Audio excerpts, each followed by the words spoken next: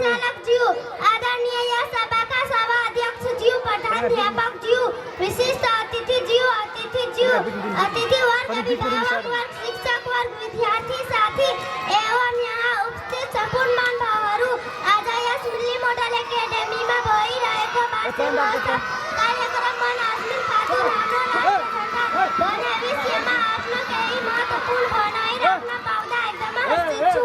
आदरणीय महोदय, राष्ट्रिय झण्डा राष्ट्रिय पहिचान हो। प्रत्येक देशको आफ्नो विशाल झण्डा हुन्छ जसले त्यो देशको स्थिरता र राष्ट्रिय झण्डाको प्रतीक हो। नेपाल संसारको एकमात्र द्वित्रिभुजाकार झण्डा भएको देश हो जसले हाम्रो मौलिकता दर्शन हुन्छ। अब म नेपालको झण्डाको संरचना र रङहरूको बारेमा भन्न चाहन्छु। द्वित्रिभुज आकार। हाम्रो झण्डा अन्य देशहरूका झण्डा जस्तै चौकस नभई द्वित्रिभुज आकार रहेको छ। रातो रङ नेपालका वीर गोर्खालीहरूको वीरता र राष्ट्रिय साहसको प्रतीक हो।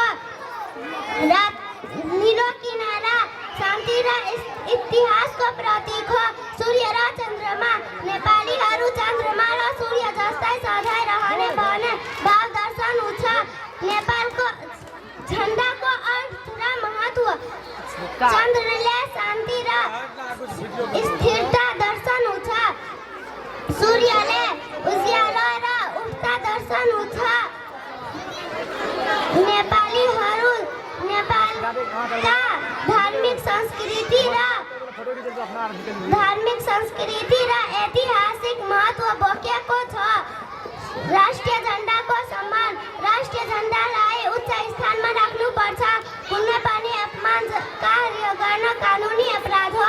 प्रत्येक देशको सार्वजनिक स्थानहरूमा झण्डा फहराउँदा आदर भाव राख्नुपर्छ। अन्त्यमा नेपालका राष्ट्रिय झण्डा र हाम्रो स्वाभिमान, स्वतन्त्रता र